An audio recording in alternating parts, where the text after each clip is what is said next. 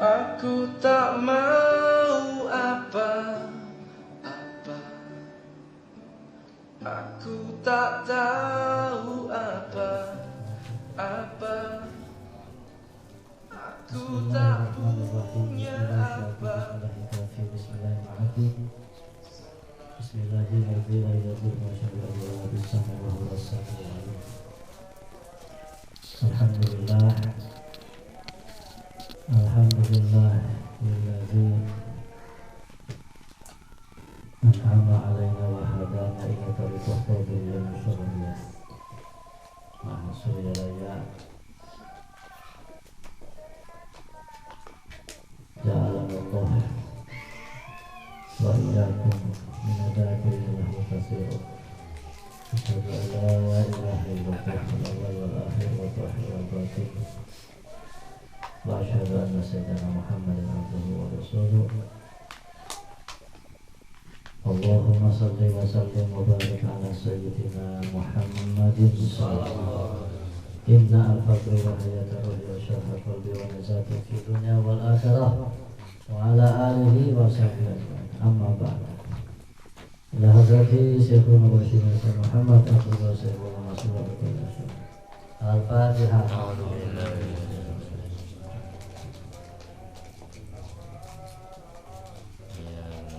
Al-Mukarram wal-Mukhtaram Syekhuna wa Syekh Bahru Syariah wa Sultan Tariqah wa Burhan Hakikah wa Tarjuman Ma'rifat Murabi Rudin wa Tulisah Muhammad Abdullah Syekhullah Masrul Al-Qadhi Nasyawati Al-Kami Al-Qadhi Rasulullah. Teriring doa semoga sahabat senantiasa Allah panjangkan usia dunia, disehatkan, disempurnakan kesehatan jasmaninya, limpahan barokah karomah semoga senantiasa Allah tambahkan kepadanya dan dicurah limpahkan kepada seluruh dzurriyyah dan dzurriyyahnya. Amin ya Allah ya Rabbal alamin. Al-Mukarram wal-Mukhtaram Sayyidul Bait Syabal Buka Ibu Cucu beserta keluarga. Semoga apa yang menjadi cita-cita beliau senantiasa Allah permudah, Allah mengijabahnya. Seluruh putra putri cucu mantu semuanya semoga Allah jadikan anak-anak yang soleh dan solehah.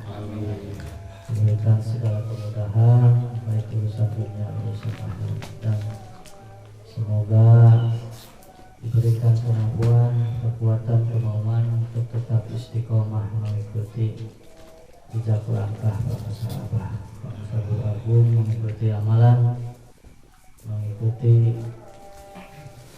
tariqah qadiriyah masyaallah.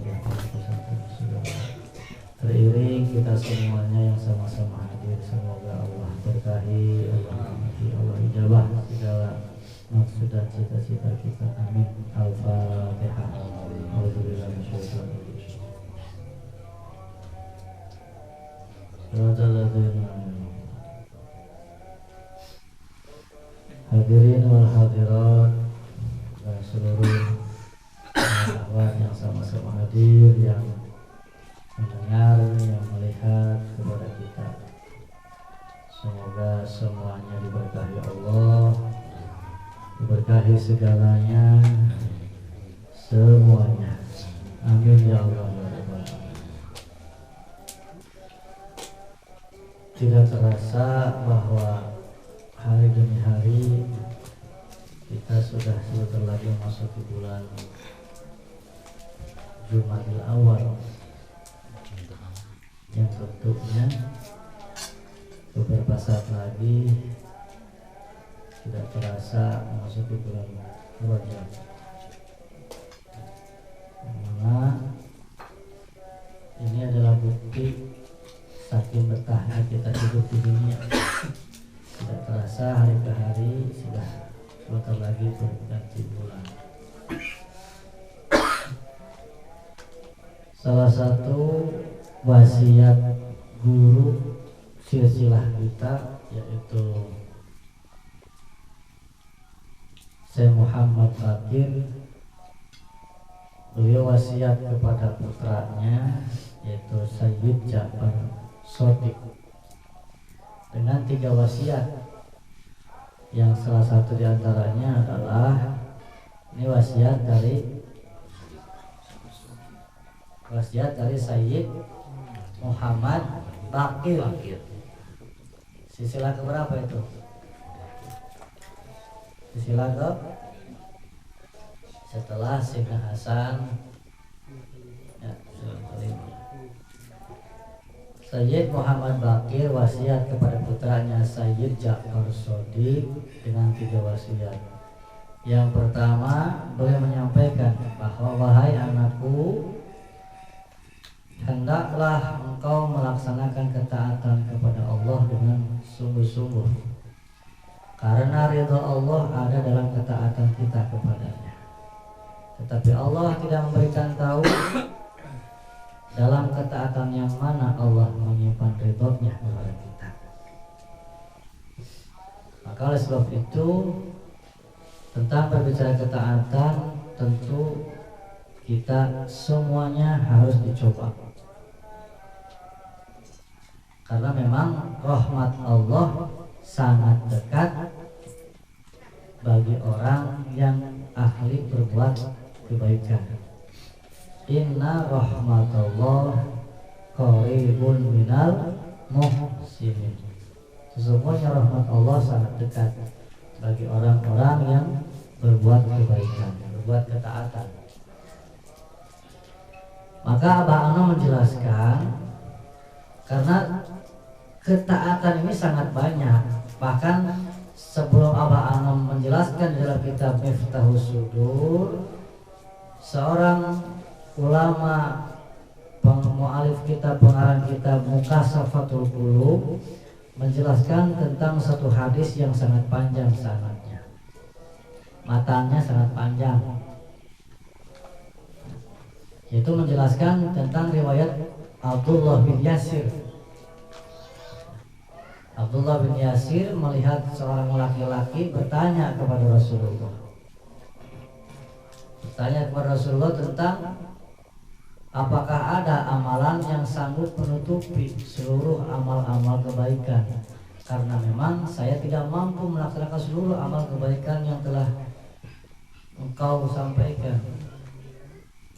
Maka Rasul hanya menginstruksikan, senantiasalah lisanmu basah berzikir kepada Allah. Karena dengan lisan basah berzikir kepada Allah mampu menutupi kekurangan amal kita. Tentu kalau kita tidak punya guru, kita tidak akan paham apa yang maksud Rasul tentang basah bibir kita, basah lisan kita dengan berzikir kepada Allah. Maka Syekh Abu Tamim Ad-Daroni menjelaskan bahwa yang dimaksud basah di sini adalah berpadunya, berkolaborasinya, bersinerginya antara zikir lisan dengan ingatan hati kepada Allah.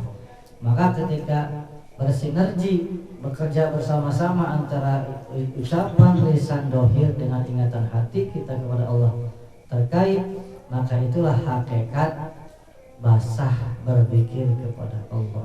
Artinya hudurul qalbi ma'allah, hadir hati senantiasa kepada Allah. Maka sejalan dengan ini Abah Ano juga mencatat, sebenarnya sudah di situ. Abah Ano mencatat tentang keutamaan zikir dibanding ibadah-ibadah yang lain dengan memiliki 3 keutamaan. Itu terdapat di dalam mukadimah awal kitab Miftahus Sudur. Dengan kalimat fa'inna dzikra, beliau menggunakan kalimat fa'inna dzikra. Sesungguhnya zikir adalah sesuatu yang paling utama di antara urusan yang paling utama. Itu zikir. Kemudian zikir adalah alat yang paling tepat untuk mendekatkan diri kepada Allah. Kemudian zikir adalah wasilah yang pasti yang akan mengantarkan manusia kepada hadrat Allah Subhanahu wa taala. Jadi bahasanya seperti itu, Bapak. Maka ini berangkat dari mengutip firman Allah wala dzikrullahi akbar. Jadi kenapa Allah mengatakan wala dzikrullahi akbar, bahwa dzikir lebih utama dari berbagai macam ibadah-ibadah yang lainnya? Ternyata Abah Anom mengurai bahwa dzikir ini adalah sesuatu yang paling utama di antara urusan-urusan yang utama, alat yang paling efektif untuk mendekatkan diri kepada Allah dan merupakan wasilah yang pasti yang akan mengantarkan manusia kepada Allah. Ditambahkan lagi oleh Rasul dalam kitab Muqasafatul Qulub, itu tentang seorang laki-laki yang bertanya, ini sesuai Abdullah bin Yasir, bahwa Rasul menjelaskan bahwa dengan bahasa berzikir kepada Allah akan mampu menutupi kekurangan amal ibadah kita kepada Allah. Alhamdulillah. Tentu zikir yang seperti apa? Ini kan perlu kita perjelas lagi. Kalau sekedar bacaan semua juga orang mampu, tidak ada yang sulit. Karena memang di kita, di Indonesia, ketika mendengar kalimat zikir itu identik dengan bacaan. Itu jujur Pak. Di kita ketika memahami tentang zikir, bacaan. Padahal yang dimaksud zikir bukan bacaan. Zikir itu senantiasa hatimu harus ingat kepada Allah. Itu zikir. Jadi kalau hanya sebatas bacaan itu bukan zikir, itu namanya melafadzkan kalimat zikir. Kalau zikir itu sendiri tidak ingat, senantiasa hatimu harus ingat kepada Allah. Antasa'a qalbun abada, senantiasa qalbumu agar tidak lupa kepada Allah selamanya. Itulah hakikat zikir. Banyak hakikat senantiasa menghadirkan hati kepada Allah. Jadi kalau kita memahami tentang wasiat Sayyid Muhammad Baqir ini, erat kaitannya dengan amalan zikir kita sebenarnya. Karena dengan zikir ini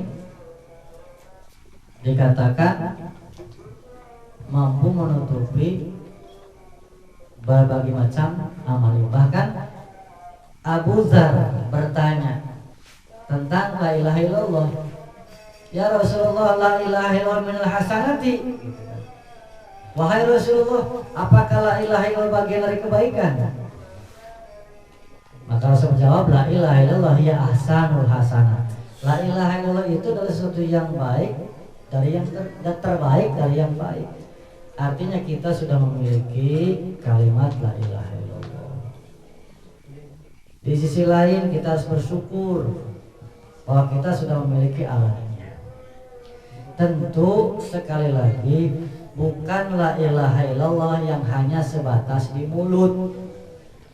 Kalau la ilaha illallah hanya sebatas di mulut, jangankan manusia, burung beo pun mampu kalau terus dilatih. Tapi la ilaha illallah yang sudah dilarutkan, yang sudah dimasukkan sehingga mendarah daging miraga sukma, yang tadinya merupakan kalam, digoreskan ke dalam kalbu setiap murid sehingga larut mendarah daging miraga sukma, maka dzikir la ilaha illallah seperti inilah yang dikatakan hiya ahsanul hasanah. Maka tidaklah berlebihan ketika disampaikan oleh pengarang kitab Jamil Usul fil Auliya menyampaikan wa kana dzikru la yufidu faidah illa tamatan illa bitalqin. Dan adalah zikir tidak akan bisa memberikan manfaat yang sempurna kecuali zikir itu ditanamkan, dimasukkan. Maka pentingnya talqin zikir ini adalah agar kebaikan dari la ilaha illallah yang kita baca ini bukan hanya sebatas di mulut, bukan hanya sebatas di telinga, tetapi terbawa sampai ke akhirat. Di sini pentingnya talqin. Yang ditalqin bukan mulut, yang ditalqin bukan otak, bukan kepala, bukan lutut, tetapi roh jismani. La ilaha illallahnya dimasukkan ke dalam ruh jismani sehingga kebaikannya terbawa sampai ke akhirat. Bukan hanya sebatas di mulut kebaikannya, tetapi sampai terbawa mendarah daging mereka suku. Bahkan la ilaha illallah seperti inilah yang merupakan penyangga langit, penguat dari berbagai macam kiamat-kiamat. Bukan hanya kiamat nanti, tapi kiamat sekarang. Kegalauan, kebingungan. Mungkin bahasanya, kalau bahasa Abah Jagat katanya ngecor, sesuatu yang retak dalam diri kita. Keimanan kita retak, akhlak kita retak. Karena kalau retak itu pecah. Yang namanya pecah, langsung aja.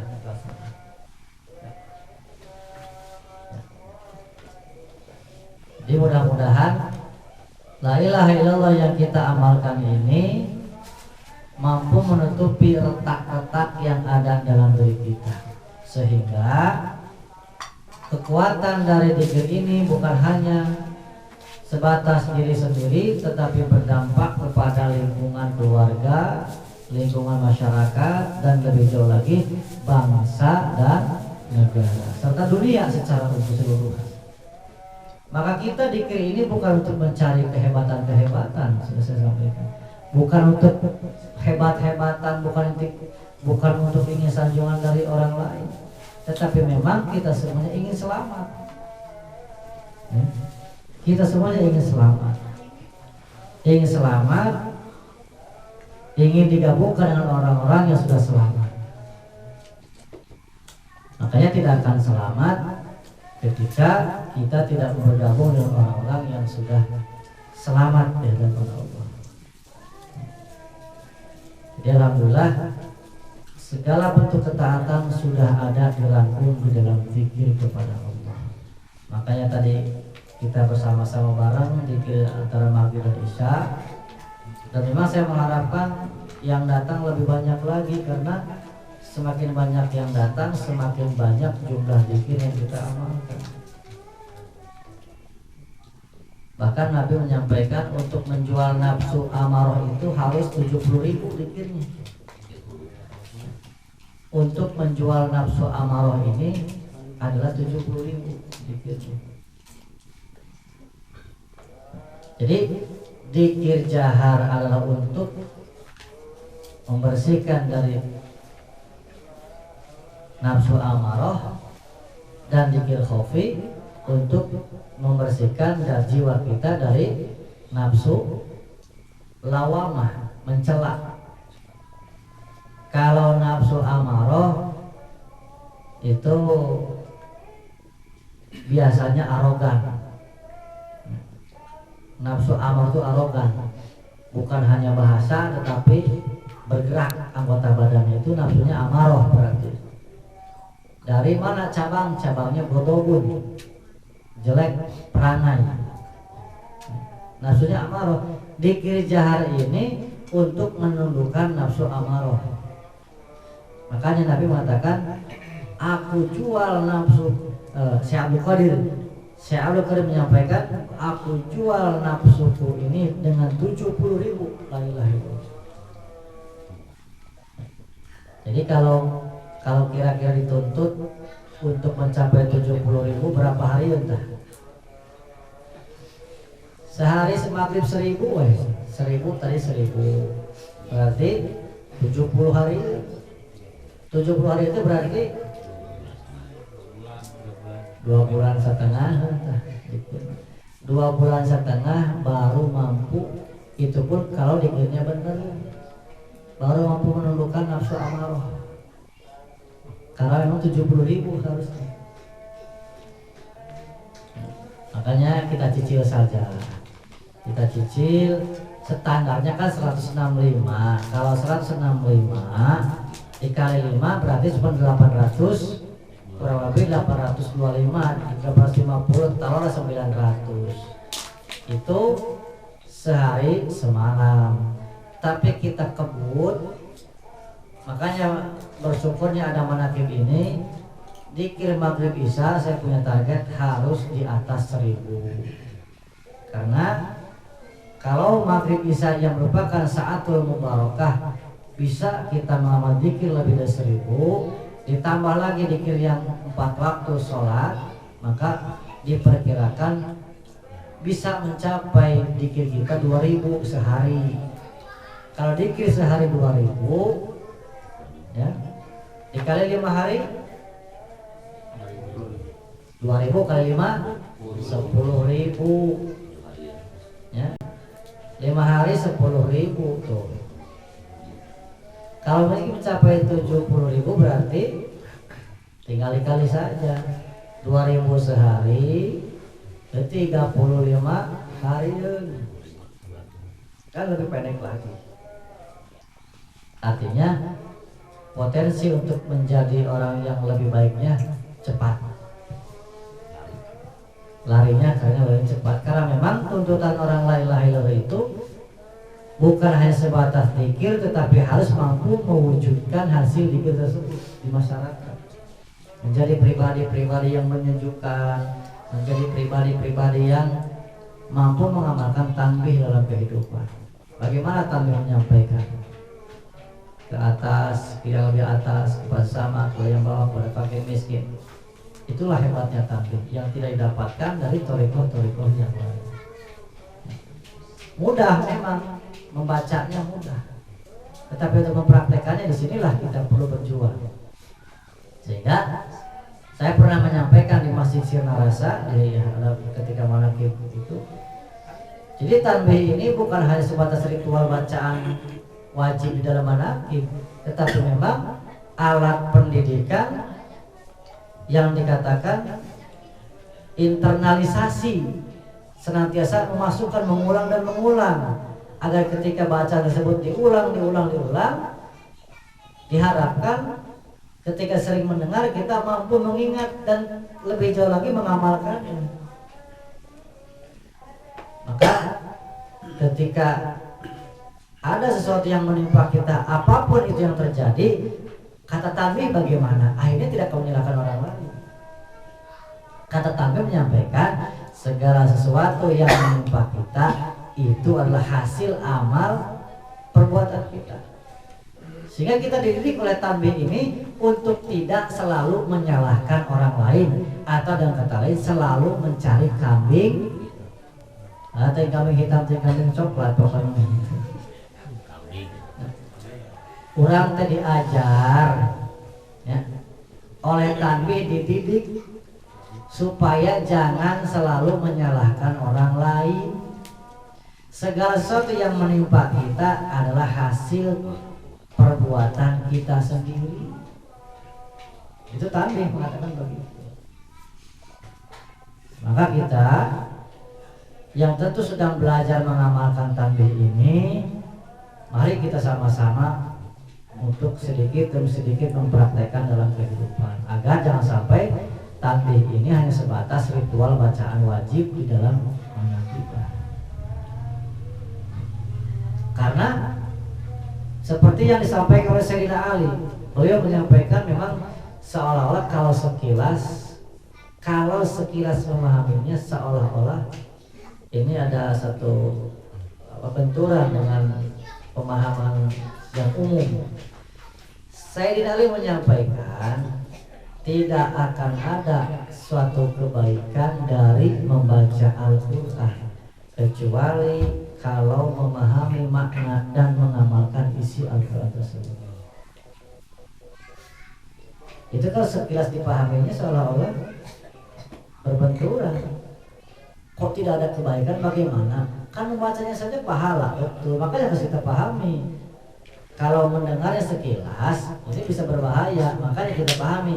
Sayyidina Ali menyampaikan, tidak akan datang suatu kebaikan dari membaca Al-Quran tanpa memahami makna dan mengamalkan isi dari Al-Quran itu.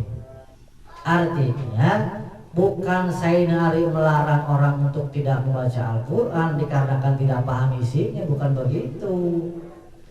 Artinya bagi para pembaca Al-Quran Yang sudah membaca syukuri, tapi jangan jadi kebanggaan, apalagi jadi alat kesombongan. Kalau belum dipahami isi yang dibaca dan berupaya untuk mampu mengamalkannya. Karena banyak orang yang membaca Al-Quran ada kalanya tidak mengerti apa yang dibaca, apalagi mengamalkan isinya. Sementara Al-Quran di dalam salah satu surat yang menyampaikan Unzila fihil Qur'an hudal linnas wa bainati minal huda wal furqan, bahwa Al-Quran ini petunjuk. Sekarang pertanyaan, Quran ini petunjuk, itu firman Allah. Tapi apakah bisa Al-Quran menjadi petunjuk kalau kita tidak mengerti apa yang dibaca? Kan tidak. Salah satu contoh begini, di tempat saya sering sudah lama bahkan bertahun-tahun diadakan kalau setiap malam Jumat itu pembacaan surat Yasin.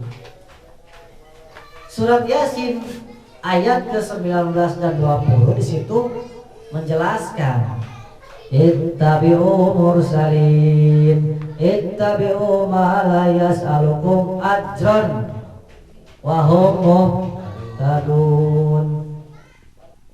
Ini kan dibaca setiap malam Jumat, tetapi apakah sudah mengamalkan tentang ayat ini? Belum tentu. Terbukti masih banyak orang yang belum mau berguru kepada Syekh Mursyid. Ini sebagai bukti. Artinya ucapan Sayyidina Ali ini tidaklah berlebihan. Makanya Quran itu harus dipahami dan diamalkan. Maka ketika Quran dipahami diamalkan pasti menjadi petunjuk. Dikatakan wala yusyrik bi ibadati rabbih ahada, janganlah kau melaksanakan syirik dalam setiap ibadah. Dalam setiap ibadah kita jangan syirik, tetapi buktinya banyak di antara kita masih melakukan syirik. Kalau syirik jali mungkin sudah jarang, tetapi syirik khafi banyak melanda. Kesombongan, sifat hasud, riya dan yang sebagainya itu merupakan syirik khafi. Dan itu semua tidak akan hilang kalau tidak dibersihkan, kalau tidak dalam diri kita ditanamkan kalimat la ilaha oleh Syekh Mursyid. Makanya berguru kepada Syekh Mursyid adalah hukumnya wajib bagi siapa saja yang menginginkan kebeningan hati. Makanya dalam kaidah usul fikih sampaikan malayatimul wajib illa bihi fahuwa wajibun. Ini saya tanya, ini paham nggak bu kalimat ini?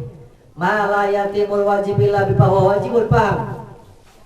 Tidaklah sempurna perkara yang wajib kecuali dengan perkara itu, maka perkara itu hukumnya menjadi wajib. Ini sebelum saya lanjut, paham tidak makna kalimat ini? Arahannya paham? Paham? Belum? Oh, belum.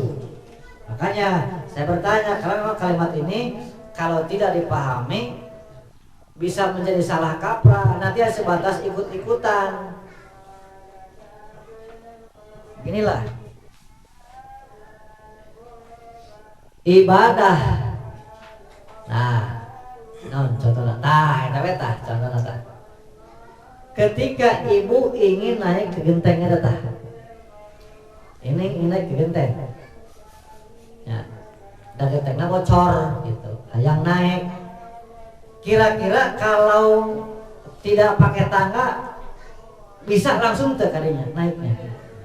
Tidak bisa, berarti butuh tangga. Maka hukum tangga ini menjadi wajib bagi siapa saja yang menginginkan sampai ke atap. Paham? Paham ya? Ulangi. Ibu ingin nyebrang sungainya lebarnya 5 meter, mau jadi tidak bisa. Maka ibu mencari balok kayu yang panjangnya 8 meter melebihi sungai itu, ibu dipasang sehingga ibu bisa menyeberang.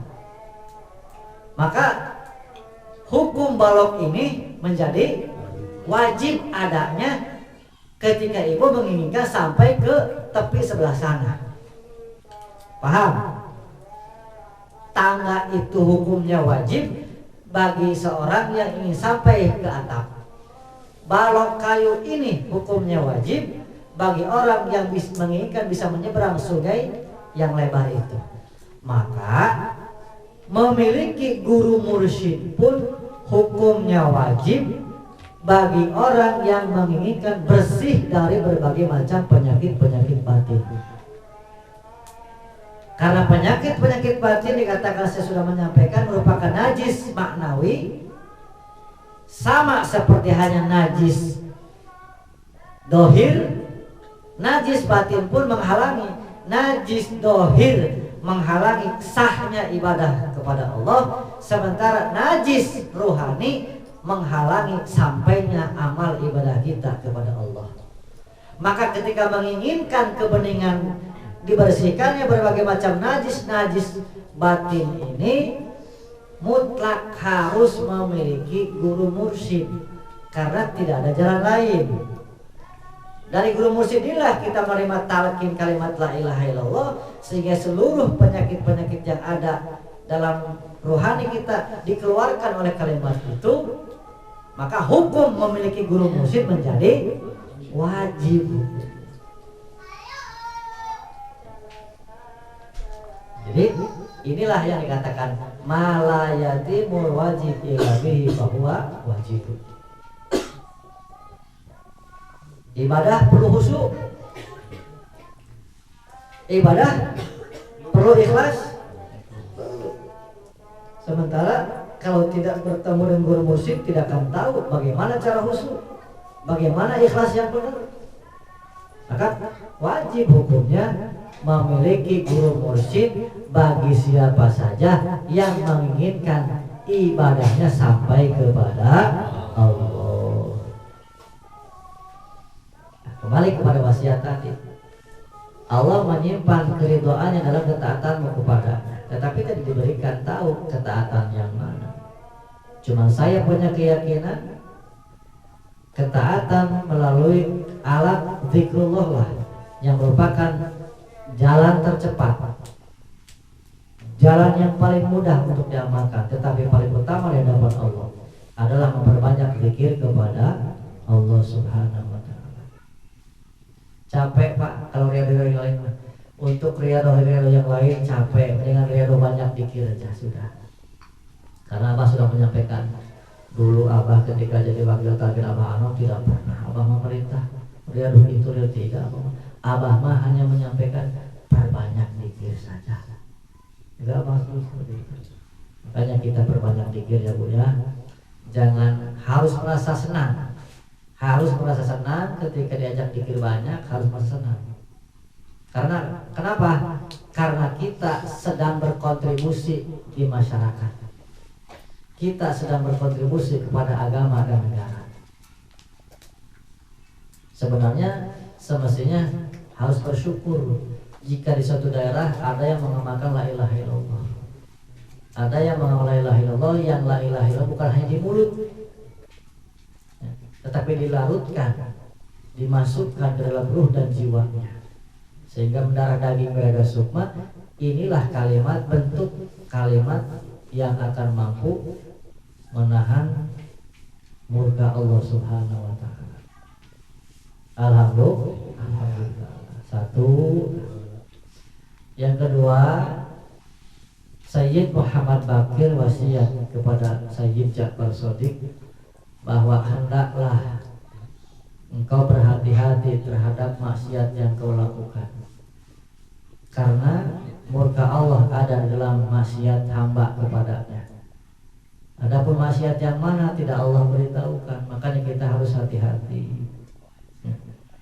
Bahkan kalau melihat dari keterangan dalam kitab Huliyatul Ulia tadi, kalimat sebelum iya ahsanu hasan itu masih panjang sebelumnya.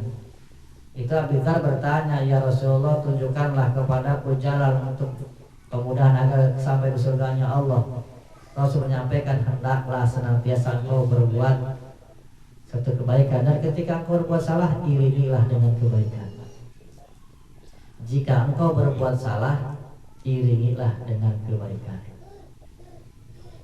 Maka kita kan tidak tahu, mungkin kita secara tidak sadar menyakiti orang lain, secara tidak sadar menyinggung orang lain. Makanya untuk mengimbanginya agar jangan sampai kita masuk ke dalam orang yang pailit, yang muflis, yang bangkrut, senantiasalah harus diimbangi dengan berbagai macam kebaikan. Itu kan sholat katanya, atau jangan yang wajib mah budak bolongnya bisa, tetapi perbanyak yang sunnah. Karena memang salah satu wasiat dari Syekh Zainuddin Al-Malabar,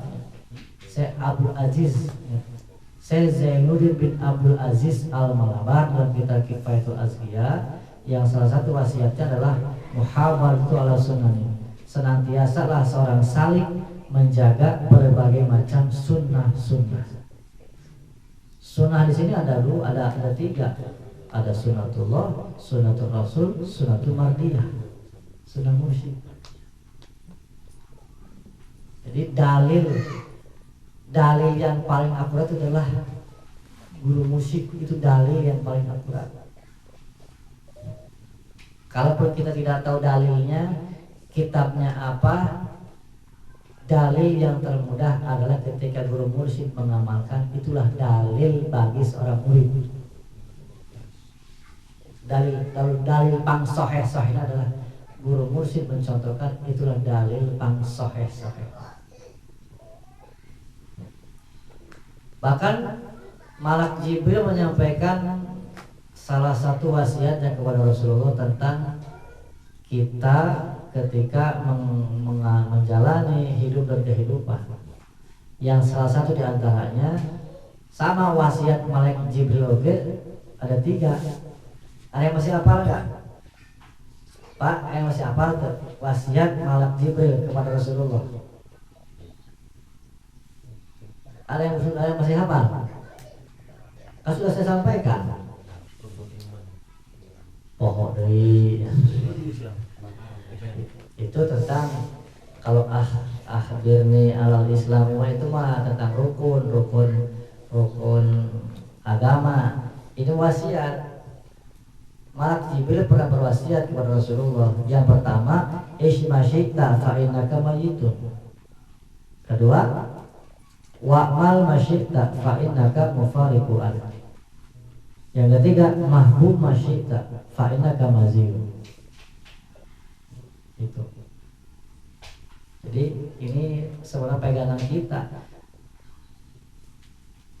Malak Jibril wasiat kepada Nabi maksudnya bukan untuk Nabi, dan Nabi mah sudah baik, sudah sempurna, itu untuk kita. Yang pertama, ismasyita fa innaka mayyitun. Silakan engkau hidup sesuka kamu, tetapi ingat kamu akan mati. Maka berbicara mati bukan beres segala-galanya, tetapi awal mula perhitungan segala-galanya. Sangatlah rugi orang yang menghambur-hamburkan setiap helaan nafasnya untuk dipakai maksiat kepada Allah, sehingga ketika datang ajal menjemput dalam keadaan rugi yang besar. Karena kita semua akan mati. Maka dikatakan oleh Rasulullah, al-maut babun, mati itu adalah pintu. Wa kullun nas dakhiluhu, semua manusia akan masuk ke dalamnya. Jangan berpikir siapa yang akan mengantar kita ke pemakaman. Hilangkan itu semua. Tetapi hari ini kita harus berpikir siapa yang bisa mengantarkan roh kita kepada Allah. Jangan berpikir syahad dan mengantar ke makam. Padahal itu geus maot masih pikiran kena jasad. Ari teu bau mah pek pae dipicieun oge tong dikubur.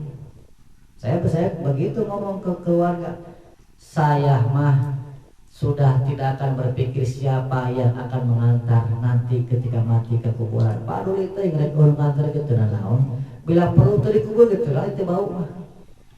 Yang menjadi pikiran saya siang dan malam adalah saya berpikir siapa orang yang akan mampu mengantarkan ruh saya kepada Allah sejak dari sekarang. Urusan jasad, urusan menghirup eta mah.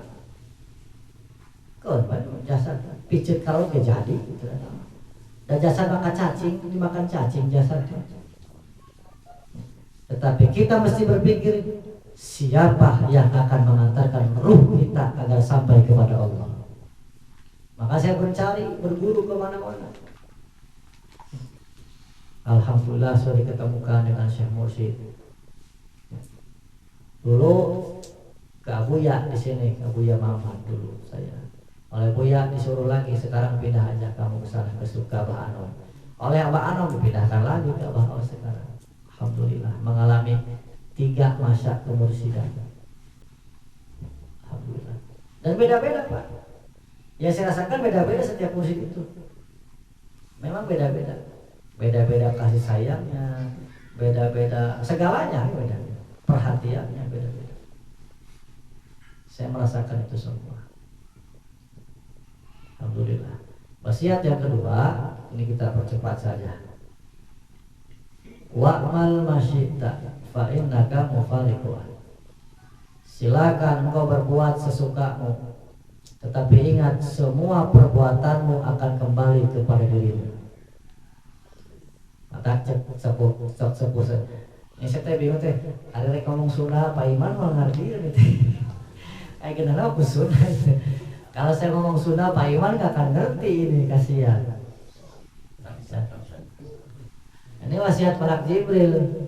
Wa mal masyi'ta fa innaka mufariqun, silakan kau berbuat sesuka hatimu, tetapi ingat semua perbuatanmu akan kembali kepadamu. Cekolot baheula melak bonteng jadi bonteng, eta melak bonteng jadi bonteng, eta melak cabe jadi cabe, eta melak cabe jadi melak goreng jadi goreng, eta melak hade jadi melak hade pasti bakal menang panen hade, melak goreng pasti bakal menang goreng. Sekecil apapun berbuat kebaikan pasti akan ketemu dengan kebaikan itu. Quran apa? Quran apa? Wa ma ya'mal mithqala dzarratin khairan yarah wa ma ya'mal mithqala dzarratin syarran. Eta dalilna. Jadi orang tua dulu itu sebenarnya mengambil dari Al-Qur'an, cuman bahasanya disederhanakan agar mudah dimengerti. Qur'annya itu wa ma ya'mal mithqala dzarratin khairan yarah wa ma ya'mal mithqala dzarratin syarran. Barang siapa orang yang berbuat kebaikan sekecil apapun akan ketemu dengan kebaikannya. Sama berbuat kejelekan sekecil apapun akan ketemu dengan hasil kejelekannya.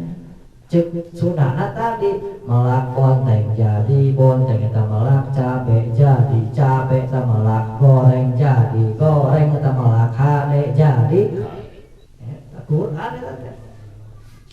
Matang tong sok fanatik karena ilmu Sunda, karena saya Sunda tuh wah cenah bid'ah deui wae cenah ieu. Ari sair bahasa Arab teu ngarti so Arab-Araban teh, padahal bobogohan sairna teh. Magadeun bobogoh saya bobogohan mana teh.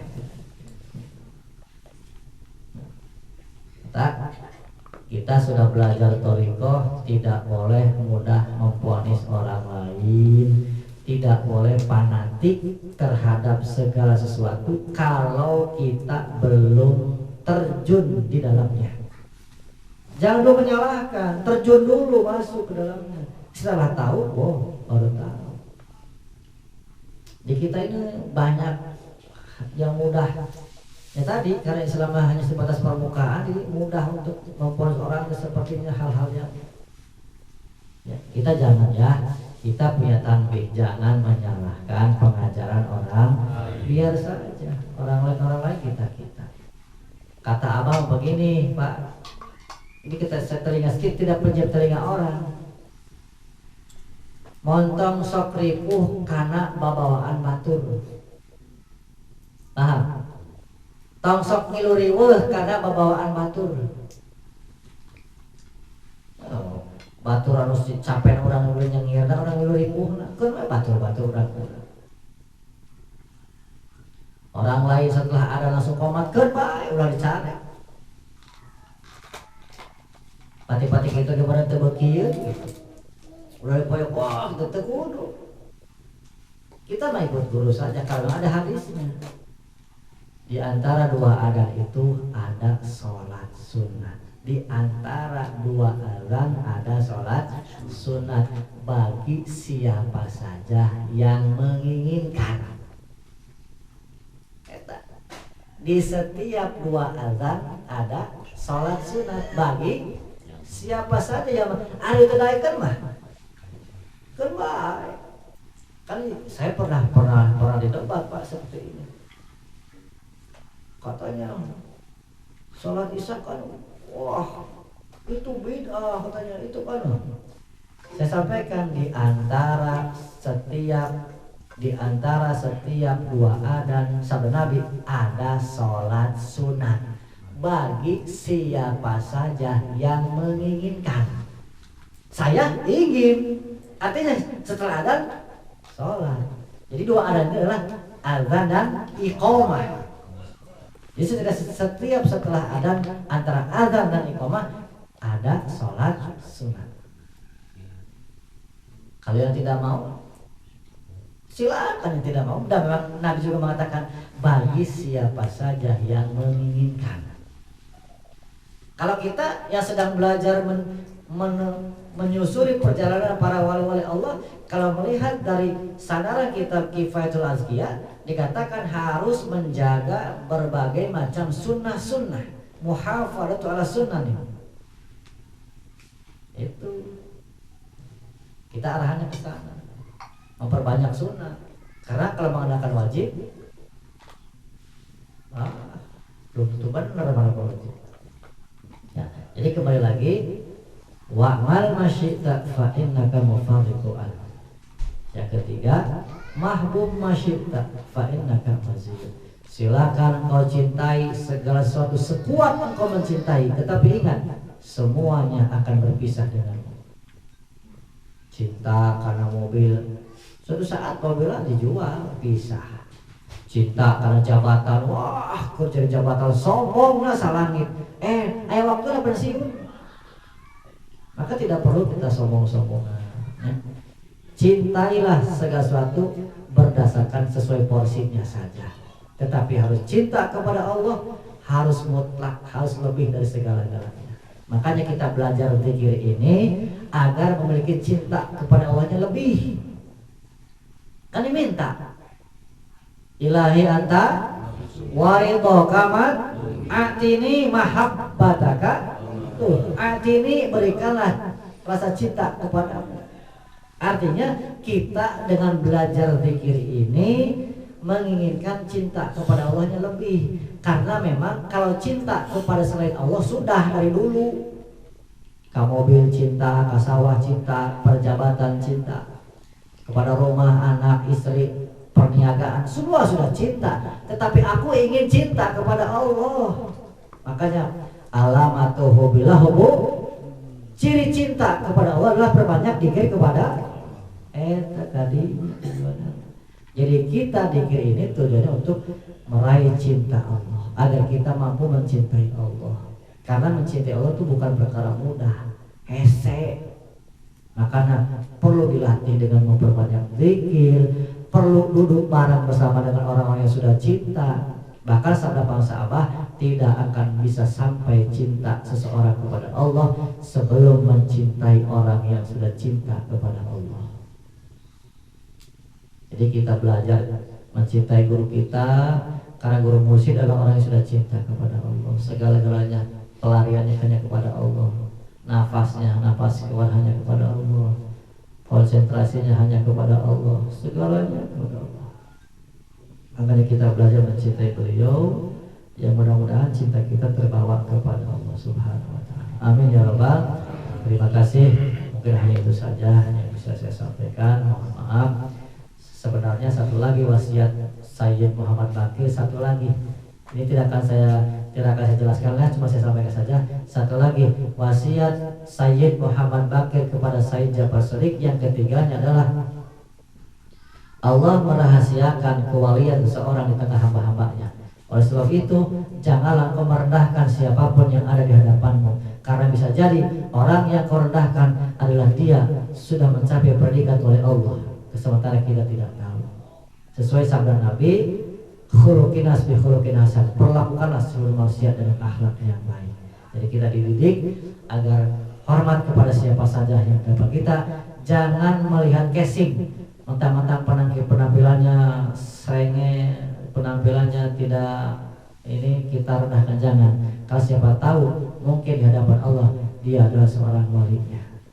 Mudah-mudahan kita semuanya berikan cinta kepada guru kita, diberikan kemampuan, kekuatan untuk mengikuti jejak langkah beliau, istiqomah mengikuti jejak langkah beliau, sehingga kita semuanya digabungkan dengan orang-orang yang sudah cinta, yang sedang terus belajar untuk meraih hakikat keikhwanan. Amin ya rabbal alamin. Assalamualaikum warahmatullahi wabarakatuh. Allahumma sholli ala nabiyyil hashimi Muhammadin wa ala alihi wa sallim taslima. Allahumma sholli ala nabiyyil hashimi Muhammadin wa ala alihi wa sallim taslima. Allah